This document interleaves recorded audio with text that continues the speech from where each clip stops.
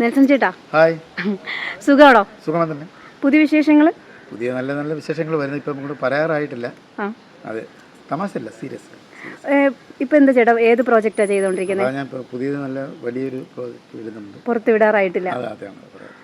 Okay ചേട്ടാ, നമ്മുടെ star magic ഇപ്പം ഇല്ലല്ലോ. ഇല്ല.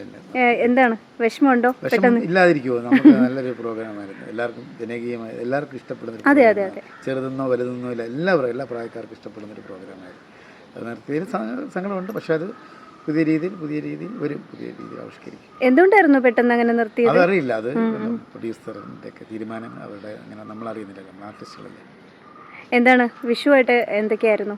വിഷുവായിട്ട് നല്ലതായിരുന്നു. മാതാവിനെ, കണ്ണനെയും യോസഫ്ദാവിനെ, യേശുവിനെ, മാതാവിനെ എല്ലാവരെയും കണി കണ്ടു. ചേട്ടാ, ഈ ചേട്ടന് എങ്ങനെയായിരുന്നു ചേട്ടൻ്റെ ഒരു എൻട്രി ഇതിലോട്ട്? എങ്ങനെയായിരുന്നു?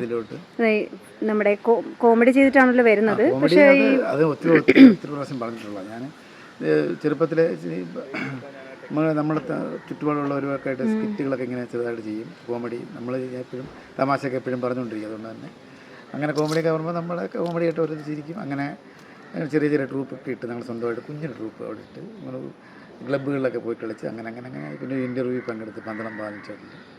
ആ ഇൻ്റർവ്യൂവിൽ ഞാനും ഉല്ലാസമൊക്കെ ഒരുമിച്ചായിരുന്നു. അങ്ങനെ അതിൽ ഞങ്ങളെ സെലക്ട് ചെയ്ത് അദ്ദേഹത്തിൻ്റെ ട്രൂപ്പിൽ കളി അങ്ങനെ പ്രൊഫഷണലായിട്ട്. സുരാജ് ചേട്ടനായിട്ട് ഒരുപാട് ജൂനിയറാണ് നമ്മളെ അത് കഴിഞ്ഞ് നമ്മളൊക്കെ വന്നതിന് ശേഷമാണ് സുരാജൊക്കെ. ഇപ്പോഴും ആ സ്നേഹം കൊണ്ട് നമ്മളെടുത്ത് നമ്മളെ അണ്ണ എന്ന് പറയുന്നത് എവിടെ പറയും സുരാജ് അണ്ണൻ്റെ കള്ളുകൂടിയും കണ്ടാ ഞാൻ പഠിച്ചതെന്നൊക്കെ ചാനലിൽ വരെ പറഞ്ഞിട്ടുണ്ട്. കള്ളുകൂടി സ്റ്റേജിൽ ചെയ്യുന്നത് റിയൽ ലൈഫിലായിരിക്കും. അല്ലല്ല. ഓക്കെ, ഇപ്പോഴും വിളിക്കാറൊക്കെ ഉണ്ടോ സുരാജ് ചേട്ടൻ? ഇപ്പം ഞങ്ങൾ കഴിഞ്ഞ സീക്രട്ടറി ഒരു പ്രോഗ്രാം ഉണ്ട്. ഞങ്ങൾ ഈ കോമഡി ചെയ്തിട്ട് പെട്ടെന്ന് സുരാജ് ചേട്ടൻ ഇത്ര ഇമോഷണൽ ക്യാരക്ടറൊക്കെ ചെയ്തപ്പോഴത്തേനും അതിശയിപ്പിച്ചായിരുന്നു. പിന്നെ എനിക്ക് വളരെ സന്തോഷം തോന്നി. അതായത് നമ്മുടെ കൂട്ടത്തിലൊരാളെന്ന് പറയുമ്പോൾ ഞങ്ങൾ മിമിക്രി കുടുംബമാണ് ഞങ്ങളെല്ലാം. അപ്പോൾ ഞങ്ങളൊരാളിങ്ങനെ അതിന് മുമ്പ് സലീം ഖാറായിട്ട് അവാർഡ് വാങ്ങിച്ചു, അതുപോലെ ദേശീയ അവാർഡ്. അപ്പോൾ നമ്മൾ ഉള്ളവരിങ്ങനെ വെറൈറ്റി ആയിട്ട് ഇങ്ങനെ ചെയ്യുമ്പോൾ നമ്മളൊക്കെ മിമിക്രി ചെയ്യുന്ന ഒരാൾ ആ മിമിക്രിയാണ് കാണിക്കുന്നത്. അതിന് മുമ്പ് ഒരു നല്ല പ്രതിഭയുള്ള ആർട്ടിസ്റ്റുകൾ ചെയ്യുമ്പോൾ അതെല്ലാം അത് അവർ മിമിക്രി ചെയ്യാമെന്ന് പറഞ്ഞാൽ കഴിഞ്ഞ കാര്യങ്ങളുണ്ട്. അത് പറയുന്നില്ല ആരുടെ.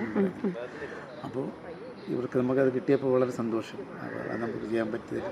നമുക്കും അങ്ങനെയൊക്കെയുള്ള ചെറിയ ആഗ്രഹങ്ങളുണ്ട്. അത്രയൊന്നും വലുതല്ല, ചെറിയ ക്യാരക്ടർ വേഷങ്ങൾ കിട്ടിയാൽ കൊള്ളാം എന്നുള്ള ആഗ്രഹങ്ങൾ മനസ്സിലുണ്ട്.